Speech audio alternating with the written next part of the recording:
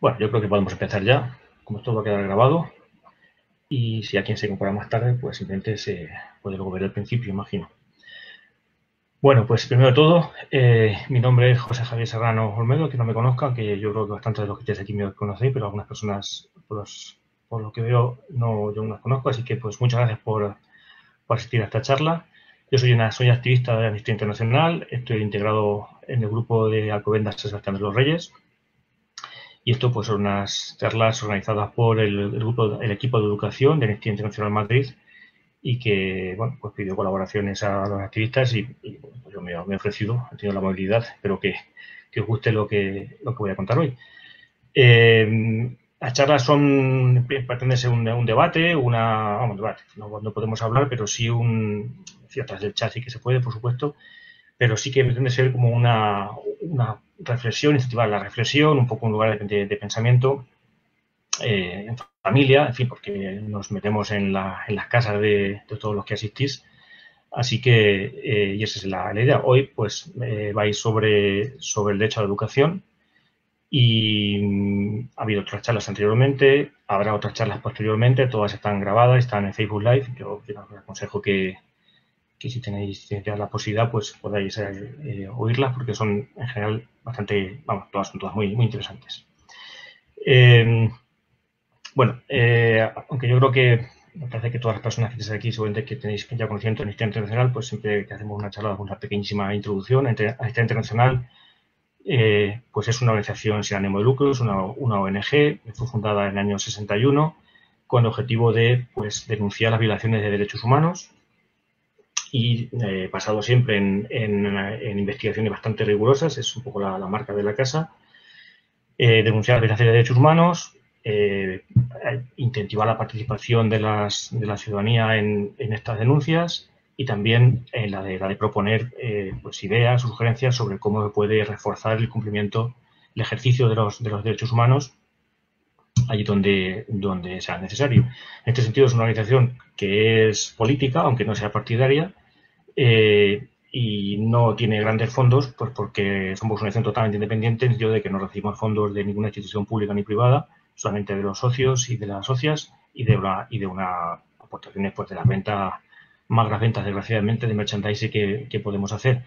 Tampoco tenemos otros fines digamos, el realizar acciones sociales, que realmente es la que consumiría muchos recursos. Tenemos una infraestructura muy pequeñita, realmente personas que trabajan en la organización y realmente la actividad es la de los socios activistas que hacemos lo que realmente podemos hacer.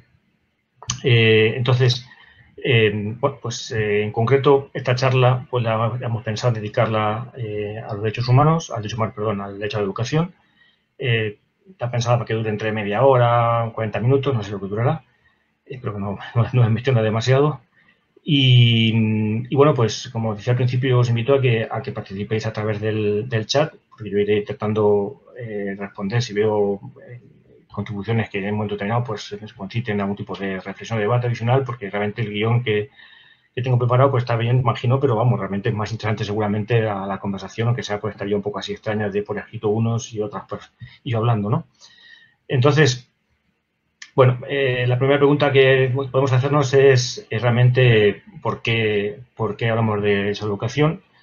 Y esto es así porque realmente consideramos que eso a la educación está amenazado ahora mismo en el mundo. Está amenazado, digamos, porque en conjunto su ejercicio no está a pleno rendimiento y particularmente porque la situación que estamos viviendo pues realmente supone efectivamente una amenaza real y magnifica, mejor dicho, manifiesta de esa manera las desigualdades que realmente hay en este ejercicio. Y bueno, voy a intentar dar una visión local de España, pero también un poco más amplia, a nivel un poco más general del mundo. Y bueno, pues a partir de ello intentaré establecer unos guiones, unas líneas de más o menos de donde creo que puede ir la reflexión sobre ello y finalmente pues haremos una breve conclusión. Intermedia, como digo, si hay comentarios, pues yo los agradezco muchísimo. Entonces, bueno, pues Realmente es el derecho a educación, a mi juicio personalmente, es probablemente la piedra angular de los derechos humanos. Es impensable que se puedan aplicar los derechos humanos en el mundo si antes no hay una educación en derechos humanos. Y esta educación en derechos humanos solamente es posible si realmente hay un ejercicio de derecho a educación, ¿no? De manera que es realmente una condición necesaria para que la humanidad pueda llevar una vida digna, y me atrevería a decir que ahora es sostenible realmente en el planeta. De hecho, ahora la gente está empezando también a participar en ese tipo de debates y de actividades en torno a la protección del medio ambiente y a la economía sostenible, etcétera, porque realmente pues está todo muy conectado. De manera que el derecho a educación es algo pues crítico, verdaderamente. Y lo que observamos es que pues bien, pues ahora mismo hay una serie de restricciones que poco a poco se van yendo en algunos países, en otros países están entrando. El desarrollo de la pandemia no es igual, no es igual en todas partes, pero quiero decir que no lleva el mismo ritmo en todas partes. Hay ahora mismo pues, hay zonas del mundo que están, digamos, con la curva pues creciendo fuertemente. En otros lugares, afortunadamente, pues ya estamos decreciendo, pero en todas partes está pasando.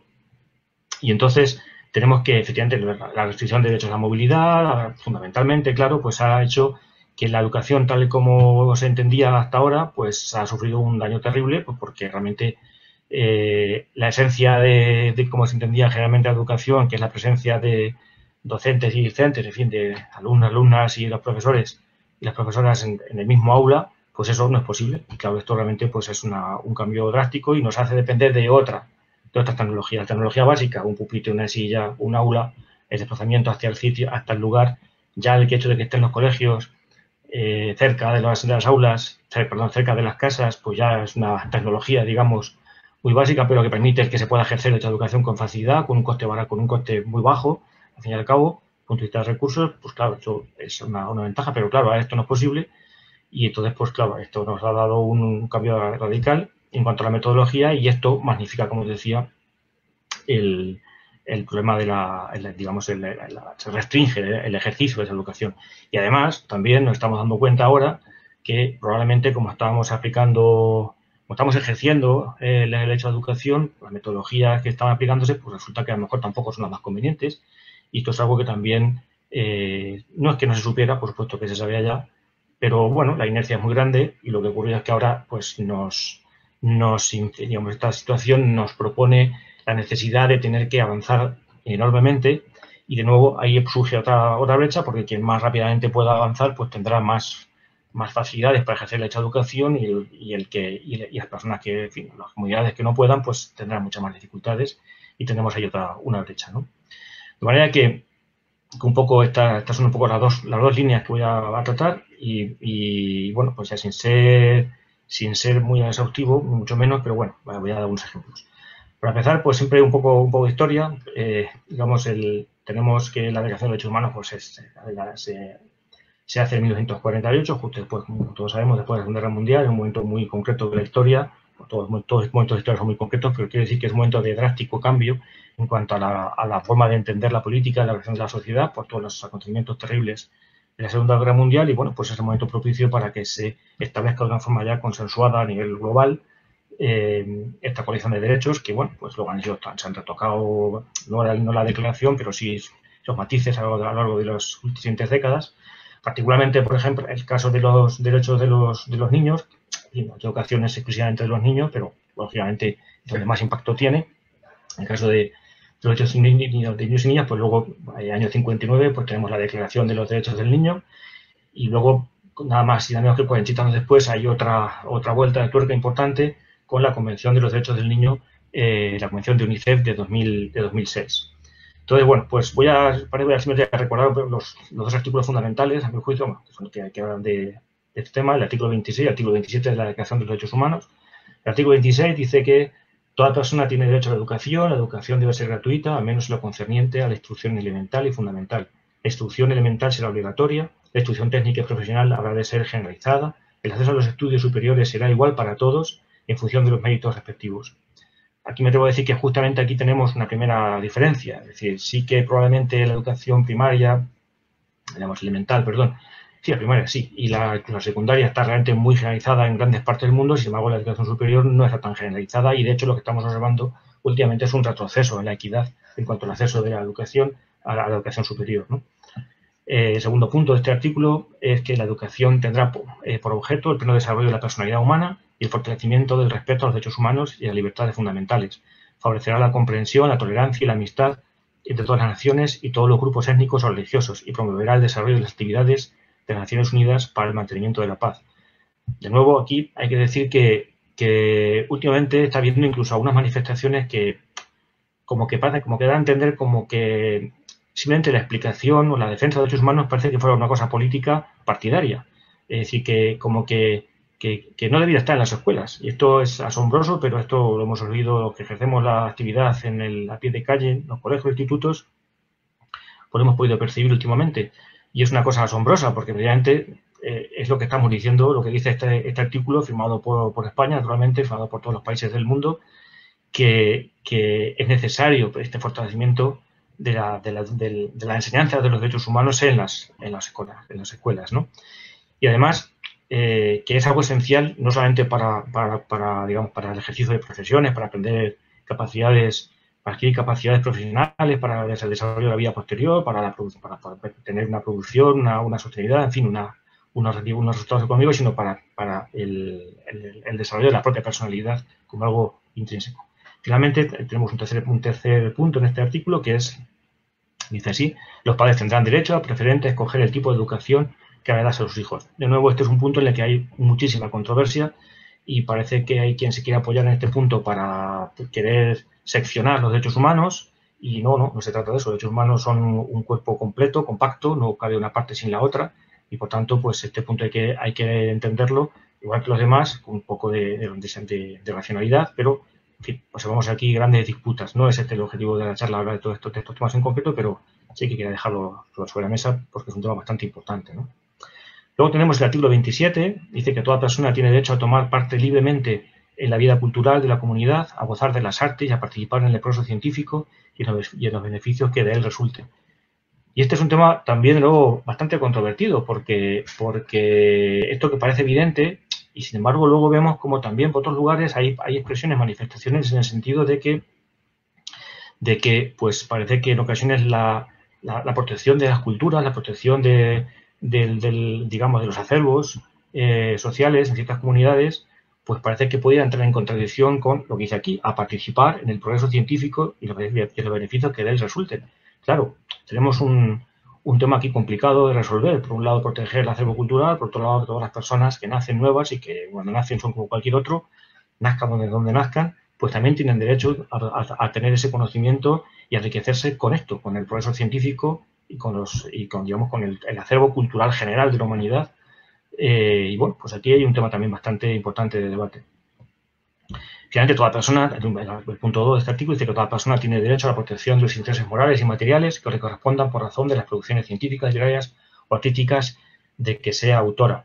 Que de nuevo tenemos aquí un tema muy complicado también porque efectivamente se protegen los derechos de la propiedad intelectual, pero al mismo tiempo tenemos que tener en cuenta que la propiedad intelectual se genera como resultado del conocimiento acumulado por toda la humanidad. Entonces, bueno, pues tenemos ahí también un tema de debate, pero bueno, no ese es el objetivo tampoco de esta charla. Realmente el artículo 27 no va específicamente de educación, pero creo que es evidente que el artículo 26 se queda un poco cojo si no tenemos en cuenta esta visión mucho más global que trasciende el tema de la educación en sentido académico, de los colegios, institutos, universidades, etcétera, y que va mucho más se completa, evidentemente, con una visión más general de la persona, ¿no? Del acceso a la persona a la cultura y a la educación en este sentido, ¿no? Entonces, bueno, pues en efecto, volviendo un momento a la UNESCO, pues la UNESCO dice así, digamos, dice de sí misma, dice: la educación transforma vidas, ocupa el centro mismo de la misión de la UNESCO, consistente en consolidar la paz, erradicar la pobreza e impulsar el desarrollo sostenible. La UNESCO considera que la educación es un derecho humano para todos, a lo largo de toda la vida, y que el acceso a la instrucción debe ir acompañado de la calidad.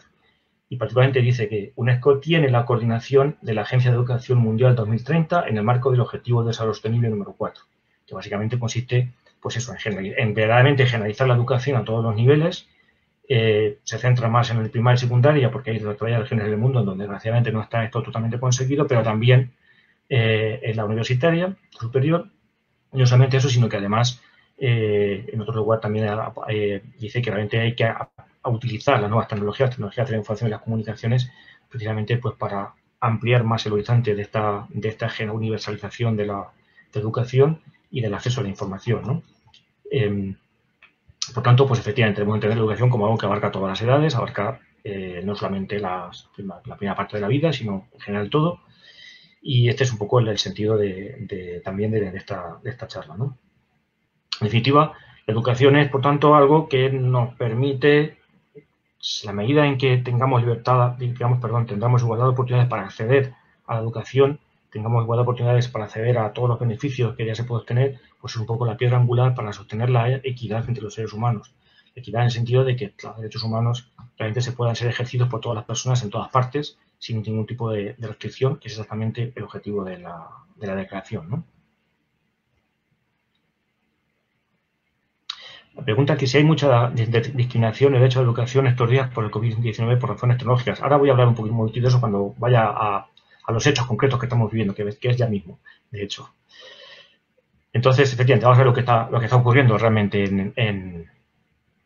digamos, en el mundo. Voy a hablar un poquito de España, desde varios puntos de vista, y luego un poquito de otros países, y luego también de aquellos que no tienen país, ¿no? Que son las personas que están en movimiento, los migrantes, que también tienen su propia dificultad y que llamamos que es la peor de todas, ¿no? En particular en España, pues lo que hay es una gran incertidumbre. Yo, que además soy docente universitario, pues así soy, en fin, familia y amigo de docentes en todos los niveles educativos, pues lo veo, ¿no? Realmente, de repente nos ha pillado el toro, en cierta manera, ¿no? Hemos tenido que improvisar, hemos tenido que adquirir nuevas capacidades, aprender a usar nuevas tecnologías. Nuestros propios estudiantes también han tenido que hacerlo y realmente estamos en una situación de mucha incertidumbre. Mucha incertidumbre porque además esto no va a ser para mañana, para hoy y ya está, no, también va a ser para mañana y para pasado mañana. Esto está claro que va a cambiar. Va a cambiar nuestra manera de ejercer la educación, ¿no?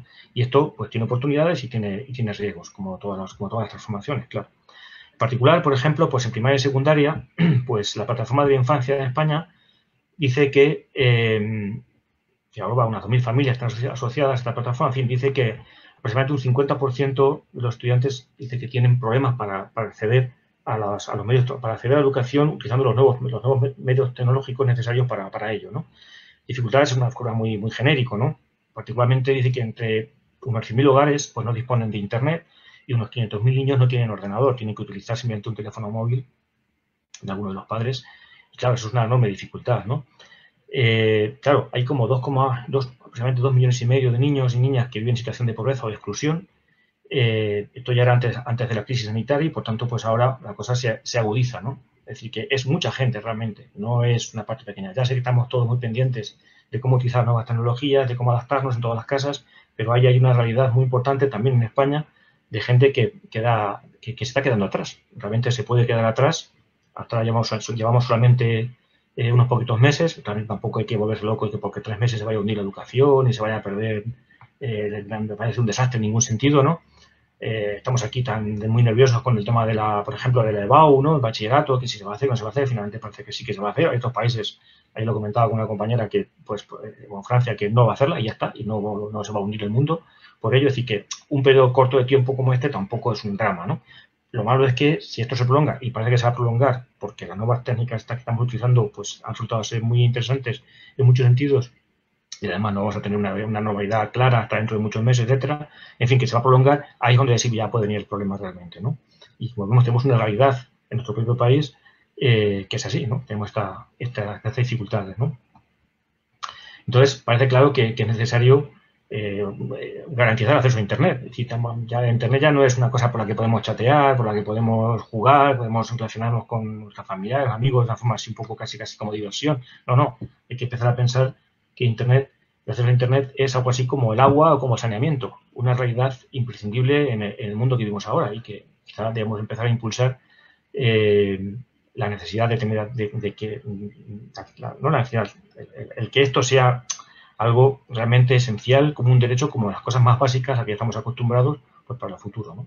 Para el futuro inmediato, quiero decir. La ley de educación a distancia, por ejemplo, pues dice, pues hace una lista de los problemas más o menos que perciben, y esto lo hacen ya en 2018, ni siquiera es un artículo publicado justo a la lumbre, digamos, de la pandemia, es una cosa desde 2018, y lo que dice pues que hay montones de problemas en el acceso a estos recursos que ahora no son imprescindibles. En 2018 todavía no lo eran. Hablaba de una ineficaz formación del profesorado, hablaba de una formación de tipo instrumental, fragmentada, individualista, no muy conectado con la realidad en concreto de las escuelas, con muy poco tiempo por parte de los profesionales para poder colaborar entre ellos y tener, digamos, y por tanto poder organizarse para hacer una cosa, digamos, más potente y más adecuada. Un enorme problema, esto es así, realmente un enorme problema en cuanto a la carencia de personal que pueda ayudar a subsanar los problemas que van surgiendo. Los profesionales de la educación no tienen por qué ser también técnicos informáticos, entonces, pues, cuando las cosas fallan, pues, como no hay nadie que venga a arreglar, pues, se para todo y se acabó, ¿no? Con lo cual, no es fiable, como no es fiable, la gente no se apoya en eso. Y ahora nos encontramos con que todo esto es imprescindible, todo esto es necesario, ¿no? Entonces, claro, es un problema que tenemos ahí y los profesores y las profesoras, pues, hacen lo que realmente pueden. Hay gente que sabe más, gente que sabe menos, en fin. Ya digo, unos pocos meses no va a ser un drama, mucho menos, pero claro, si esto se sostiene, sí. Y se va a sostener. Finalmente decimos que, bueno, el gobierno, digamos, estadísticas oficiales del gobierno pues dicen que un 60% de la población tendría algún tipo de estudio superior, y esto quiere decir que hay un 40% que no lo tiene, y si esta cifra es bastante importante, porque quiere decir que hay una parte muy importante de la población que realmente no puede apoyar a sus hijos porque no tiene las competencias, no tiene la experiencia, no tiene la formación como para poder apoyar a sus hijos en los niveles más altos de secundaria y bachillerato, ¿no? Con lo cual nos encontramos con muchas personas muchos estudiantes que realmente no pueden, si se ven realmente muy aislados, ya no tienen los profesores para apoyarles y tampoco pueden tener un apoyo importante en casa, ¿no? No ya porque no tengan tiempo, porque no tengan recursos, sino porque ni siquiera tienen la capacidad suficiente para apoyarles de verdad, ¿no? Así que se ven realmente bastante indefensos. Sí, porque me comentan que hay centros que tienen formación de derechos humanos, talleres de formación de derechos humanos y que están siendo segados por vos. Pues sí, efectivamente, yo creo que esto puede ser un problema bastante grave. Ya lo comentaba antes, lo estamos viendo, que en algunos colegios esto de la educación de derechos humanos está empezando a ver como algo que fuera, como si fuera algo de izquierdas, cuando ni es de izquierdas ni es de derechas. Esto lo crearon por un acuerdo unánime entre todas las naciones del mundo en el año 48 y gobernaban gobiernos de todo tipo en todos los países. No es un tema totalmente transversal, ¿no? Es bastante inquietante, ¿no? Que hay una parte de la población que lo empieza a ver como algo partidario y de una cierta a la política. Además no sé por qué, pues no tiene ningún sentido.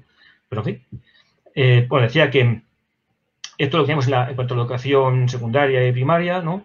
Y en cuanto a la universidad, pues, por ejemplo, pues nos estamos encontrando con algún estudio ya hecho esto recientemente. La Universidad Complutense dice que ha hecho un estudio, digamos, entre su personal, estudiantes y profesores, y de que se encuentra con que está habiendo muchos problemas de ansiedad, muchos problemas de depresión, de sentimiento de soledad, porque claro, digamos, al cambiar la metodología de trabajo, pues realmente, y no tener tantos recursos, por mi propia universidad, que la Universidad Politécnica de Madrid, pues dice que tenemos un 3% de estudiantes que no tienen un acceso fácil a las clases, y esto es una cosa sorprendente, y a mí me ha sorprendido, es pequeño, pero a mí me ha sorprendido que exista, ¿no? Pues existe. Y si es una universidad tecnológica, ¿qué decir de otras universidades donde los estudiantes y los profesores no tienen esta visión tan tecnológica, porque no la necesitan, pues son otros temas, ¿no? Realmente es así. La Organización Mundial de la Salud, de hecho, está diciendo que efectivamente una quinta parte del mundo piensan que va a tener algún tipo de problema de afección mental como resultado de toda esta situación de confinamiento y de necesidad de utilizar estos medios para la comunicación entre personas, de ausencia de contacto directo, etcétera. Pues claro, si esto va a ser en general, pues también va a ser así en particular, ¿no? Sin embargo, no todos los estudios son así, son en el sentido de que todo va mal, porque curiosamente, y esto también lo puedo confirmar yo como por mi propia experiencia en estos 2 últimos meses, pues en la Universidad Autónoma de Madrid pues han hecho un estudio muy reciente sobre un par de titulaciones y han encontrado con que curiosamente pues las notas medias que estamos teniendo en los exámenes de momento parciales, lo que ha habido ante estos 2 meses, pues las notas medias han subido entre 2 y 3 puntos. Y según ellos mismos dicen, pues no ha sido ni porque aquí tenemos el testimonio de un físico y psicólogo, Sacha Gómez, que ha realizado este estudio, y dice, que es profesor de la Escuela Politécnica de la Universidad Autónoma de Madrid, y dice, hemos visto en nuestras estadísticas que tienen mejores calificaciones, aprueban más y se presentan a más exámenes. Hemos comprobado que las notas no han subido porque hicieran trampas, porque lo primero que uno piensa es, o sea, si hacen el examen en casa, saca mejor nota porque están mirando apuntes. Pues no, descartamos también que el temario, que, pues, no ha sido eso. De hecho, dicen que descartamos también que el temario fuese diferente porque sea más laxo, y a partir de estos datos piensan que lo que tenemos que pensar es en cuáles son las causas de este mayor rendimiento. Por ejemplo, pues puede ser que los alumnos se esfuercen más o porque los profesores hagan un esfuerzo muy importante en enseñarles, quizás sea todo, estamos todos muy concienciados, muy estresados, muy quedados a la solución, y quizás nos estamos esforzando más de alguna manera, pero también puede ser que el confinamiento pueda asustar a muchos de los estudiantes y a sus familias y que piensan que pueden perder el curso, con lo cual, bueno, pues también tenemos esto de que, en fin, de que no es incompatible que se encuentren mal con el hecho de que mejoren las notas, y el miedo te puede hacer sobrereaccionar. En fin, es lo que en psicología se conoce como refuerzo negativo, pues quizás sea algo de esto. Realmente, no solamente no conocemos el virus que nos está atacando, ni la enfermedad que causa, está claro que no la conocemos todavía, y mucho menos, tampoco conocemos qué efectos tiene todo estos sucesos de confinamiento que estamos viviendo en la vida de la gente, ¿no? Siguiendo en España, también podemos ver ahora qué pasa con aquellas personas que tienen necesidades especiales, ¿no? Entonces, pues según el Comité Español de Representantes de Personas con Discapacidad, pues en España hay unos 722.000 estudiantes con necesidades educativas especiales, de los cuales unos 220.000 que tienen discapacidad intelectual con algún tipo de trastorno generalizado del desarrollo, y de todos estos, pues hay como un 17%, unos 37.000, que tienen que ir a centros especiales, 473 centros educativos específicos que hay en España, que están cerrados. Claro, esto es un drama terrible, tanto para los que están en su casa, que tienen una dificultad especial, cambia de metodología, se quedan en casa, los padres no saben cómo atenderles bien, les falta el contacto con sus profesores, que es la base de su formación, mucho más todavía en estas situaciones que en el resto. Y nos encontramos con que además, dice CERMI, que el 20% de las familias que con un hijo o hija con discapacidad pues tiene una renta media que es como un 25% menor que la media, y que tienen que soportar ellos en un 96% soportan ellos a todas las necesidades especiales de sus hijos, ¿no? E hijas. Por lo cual, pues realmente, pues, en fin, realmente es un drama, ¿no?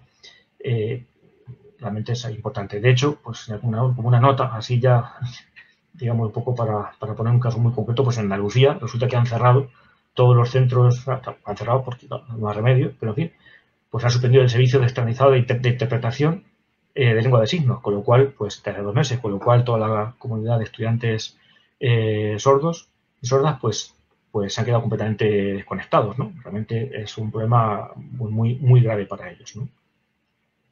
En fin, el tiempo de educación de los padres, como decía, más y encima no tienen digamos, unas competencias de suyo por su formación que no es suficiente, pues tienen un enorme problema para poder apoyar a sus hijos. Y tenemos aquí, pues traigo otro testimonio, Laura, con 41 años, esto fue publicado hace unos días en El País, y dice que en la nevera de Laura, dice, pues hay un horario con las clases de 4 niños sin un padre. Dice, el cuadro establece a quién le toca dispositivo ese día y a qué hora. Tienen 2 móviles y un portátil para 5. Entonces, dice Laura, priorizamos las clases del padre y las del mayor de 12 años que tiene discapacidad, y el resto recuperan las clases grabadas. Explica esta madre de 5 niños. La más pequeña tiene 18 meses, que prefiere no dar su nombre. Su centro es convencional y por eso el esfuerzo es doble para que esté a la altura de los demás. Dice, el mayor sufre trastorno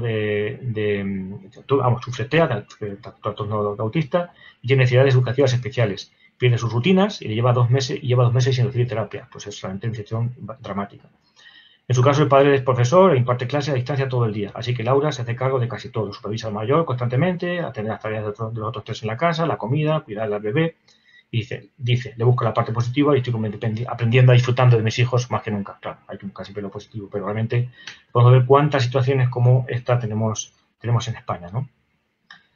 Realmente, si hemos dicho antes que había 2,5 millones de niños que estaban en riesgo de pobreza o en pobreza, pues estos son, ¿no? 2,5 millones de niños son muchísimas familias, ¿eh? Son muchísimas familias. Si ahora vamos al mundo, pues nos encontramos con que, bueno, pues efectivamente lo que la UNESCO propone, y dice Planificación para el Mundo en sus propias palabras, pues es garantizar, digamos, tiene el objetivo de estar detrás del cumplimiento del objetivo para el desarrollo número 4. Para ello piensa en el uso de las tecnologías de la información y las comunicaciones claramente para ello. Y lo que quieren es, pues, que este objetivo es garantizar una educación inclusiva, equitativa y de calidad y promover oportunidades de aprendizaje durante toda la vida para todos, ¿no? Pues esto es un poco, si no tenemos las TICs, ¿no? Pues va a ser muy difícil. y ya se ve que no las tenemos, ¿no? Entonces, realmente, según la UNESCO, de nuevo, pues de 1.600, pues ahí está habiendo, ¿no?, 1.650 millones que están de niños y niñas que están afectados en todo el mundo por el cierre de los colegios, de los cuales que es aproximadamente el 92% de la población infantil estudiantil mundial, ¿no? El 92%. Pues de todos esos, como la mitad, 826 millones de niños no tienen clase y no tienen acceso a ordenadores en casa. Y de esos hay 706 millones que ni siquiera tienen acceso a Internet. 706 millones de 1.650. Es una cantidad brutal, brutal. Como ejemplo, particularmente dice el África subsahariana, dice que según sus datos, dice pues hay un 89% de alumnos que no tienen acceso a ordenador y un 82% no tienen ni siquiera acceso a Internet. Por tanto, hay 56 millones de estudiantes, la mitad de ellos en África subsahariana, que viven en lugares sin cobertura telefónica ni siquiera, ¿no? Y realmente, pues son un panorama verdaderamente desolador, ¿no? Bueno, esta es un poco la situación, ¿no?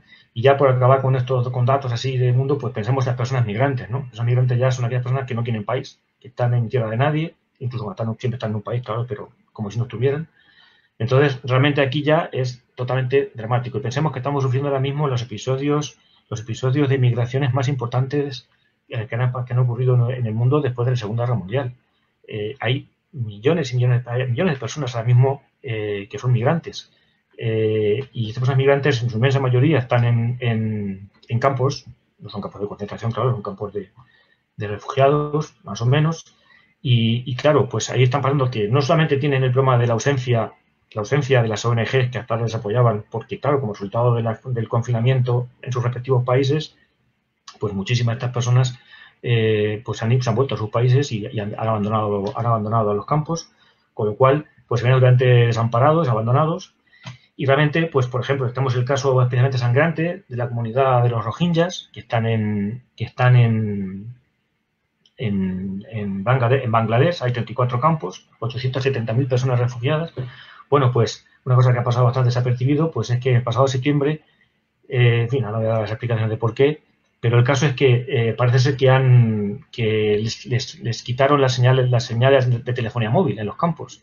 Entonces nos encontramos con esta casi 1 millón de personas que no tienen teléfonos móviles, evidentemente no tienen internet de ninguna manera, claro, por tanto, pues imagínense lo que puede ser todos los rumores, todas las situaciones, en fin. Y ahora está empezando a entrar ahí precisamente la pandemia, que bueno, viven bastante aislados del resto, eso en este caso le estaba, entre comillas, protegiendo de la pandemia, pero ahora está entrando. Y no tienen manera de informarse, no tienen manera de comunicar nada, bueno, y ya entonces los niños y las niñas de esos campos, ¿qué hacen? Pues tanto completamente abandonados. En fin, yo creo que para el debate, ya me estoy yendo de hora casi, pues simplemente para el debate, un poco para la reflexión, pues a mí se me ocurren varias líneas claves que un poco son transversales a todos estos hechos que he estado relatando. Tenemos por un lado claramente la capacidad económica es el origen de la brecha digital, la económica entendido a nivel dentro de cada país, dentro de, digamos, por comparaciones entre distintos países. Es evidentemente importantísima porque hasta ahora los accesos a Internet, a ordenadores, etcétera, pues no se los consideraba como una cosa que fuera esencial. Era más bien algo propio del mundo económico y a nivel doméstico, pues casi una especie como de divertimento, ¿no? Como una especie como de algo solamente para actividad lúdica y por tanto, bueno, pues algo prescindible detrás de otras muchas cosas. Y esto no puede ser. Evidentemente hay que garantizar claramente el acceso a Internet porque nos estamos encontrando con que realmente esto no es así, y va a ser más aún una herramienta clave para poder ejercer el derecho a la educación. Además, nos encontramos con que la brecha digital, que es económica, además no es única, sino tenemos otras brechas que no son económicas, pero que también están ahí. En algún caso también tiene que ver con lo económico, pero no siempre. Tiene que ver con la brecha que tiene que ver con las distintas capacidades de las personas. Comentaba antes los problemas de las personas que tienen problemas de madurez, algunos tipos que tienen síndromes del espectro autista, de diferente naturaleza, otras personas que tienen discapacidades auditivas o visuales, etcétera. El hecho de que los padres no hayan tenido una formación es una formación suficientemente alta como para que puedan ayudar verdaderamente a sus hijos, es un problema que probablemente ya no tiene solución. Y es independiente de que tengan más o menos, digamos, una situación económica mejor o peor, porque también, en fin, esto tampoco tiene que estar tan conectado, pero evidentemente también está ahí.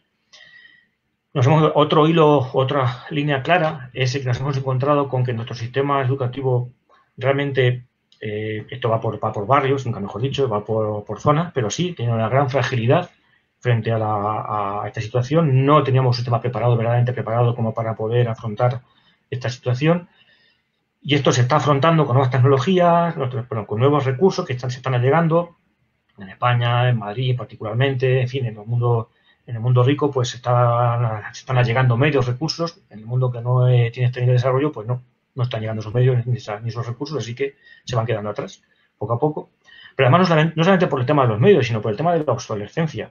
Voy a poner un ejemplo totalmente personal. Antes de tener esta charla, he estado en otra charla, no una charla, una presentación. Nos estaban diciendo cómo emplear herramientas para poder vigilar a los estudiantes mientras hacen sus exámenes en su casa, en su mesa.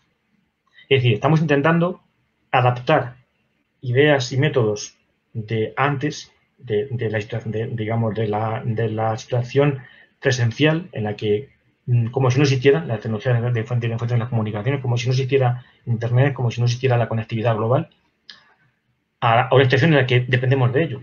Bueno, esto yo comprendo que es un parche necesario ahora porque no tenemos más remedio que hacerlo así de alguna manera seguramente. Luego cada uno lo utiliza o no lo utiliza, pero en fin, porque no podemos cambiar todo de un día para otro. Pero es evidente que estamos obsoletos. Es evidente que esto no puede ser. Es evidente que hay que transformarlo todo.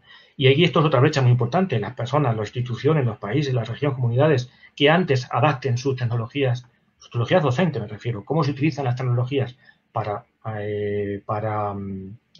este nuevo mundo que vivimos, que ya vivíamos y que se ve que aún no nos habíamos dado cuenta, o al menos la educación, al menos en parte de educación, pues evidentemente esas personas estarán mucho mejor formadas y mucho mejor y mucho más capacitadas que quien no. Así que esta brecha de la obsolescencia, de la adaptación al nuevo uso de las tecnologías, pues puede, por supuesto, causar una falta de equidad enorme en el futuro, que hemos dicho que era el objetivo de derechos humanos, establecer unas bases, unos mínimos de equidad entre todas las personas, ¿no?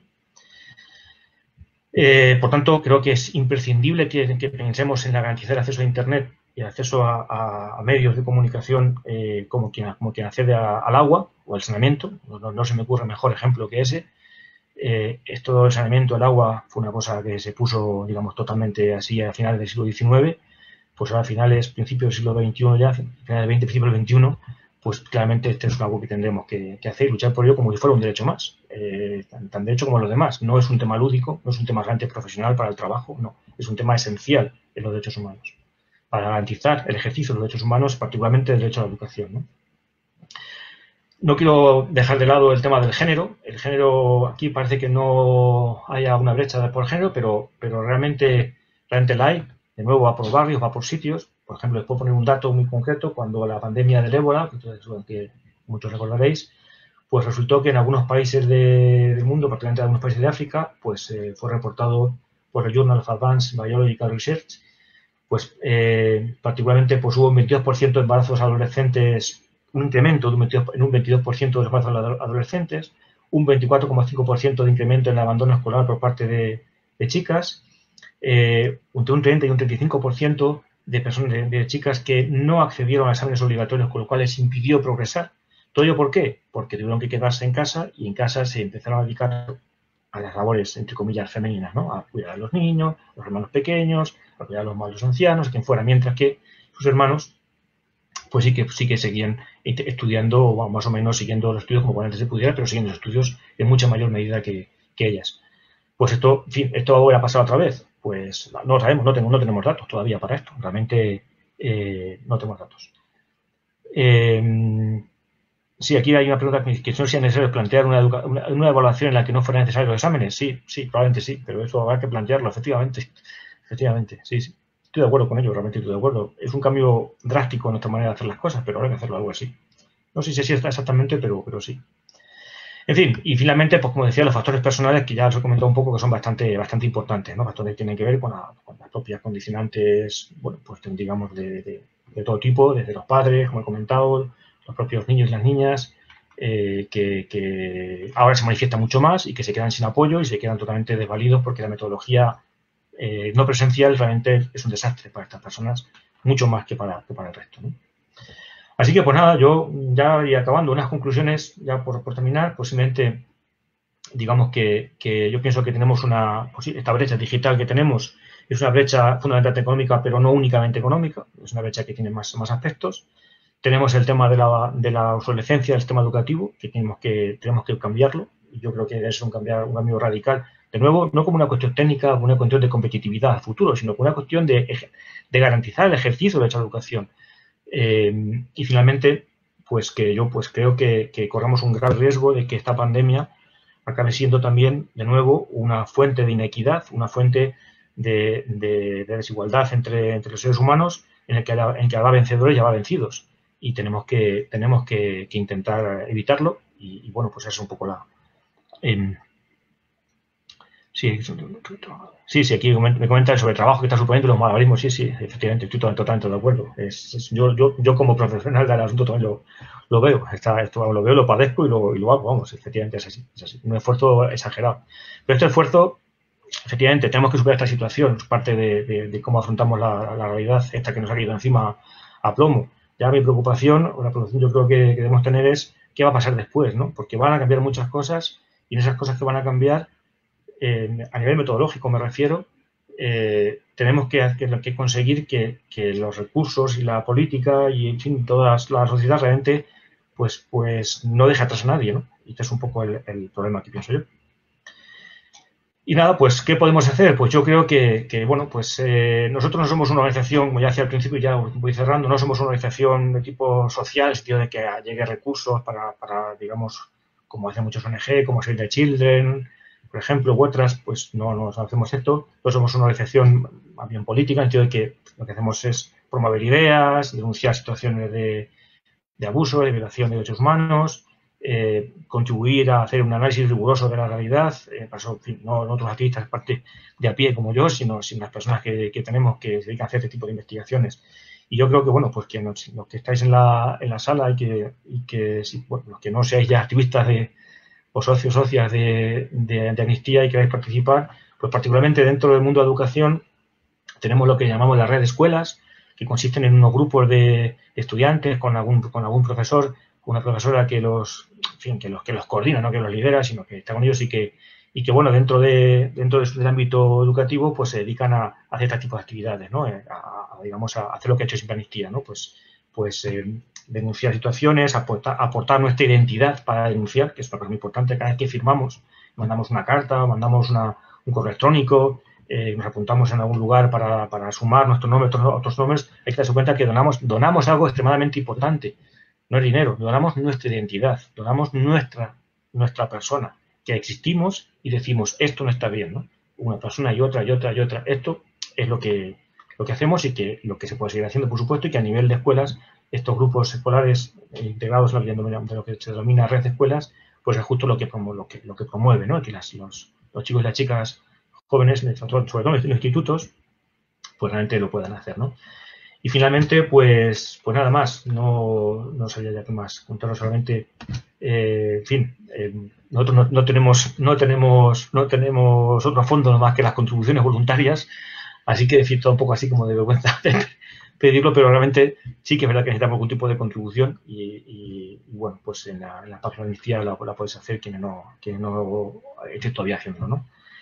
Pues nada más, por mi parte, no sé si hay algunas preguntas, a lo mejor ahora aquí estamos terminando, ya me he ido un poco de tiempo quizás, he visto algunos comentarios que he ido haciendo alguna respuesta, no sé si alguien quiere hacer alguna contribución, algo más, algún tema que quiera sacar o que quiera que reforcemos, que comente un poco más en profundidad quizá, o en fin. Bueno, pues no sé, yo creo que entonces aquí lo vamos a dejar. El próximo jueves tenemos otra charla en este caso, es que no recuerdo, es una compañera, no recuerdo bien cuál va a ser el tema, y a la misma hora. Entonces, pues, en fin, como dicen ahora, pues seguimos en las redes, ¿no? Muy bien, muchas gracias y un saludo a todas y a todos.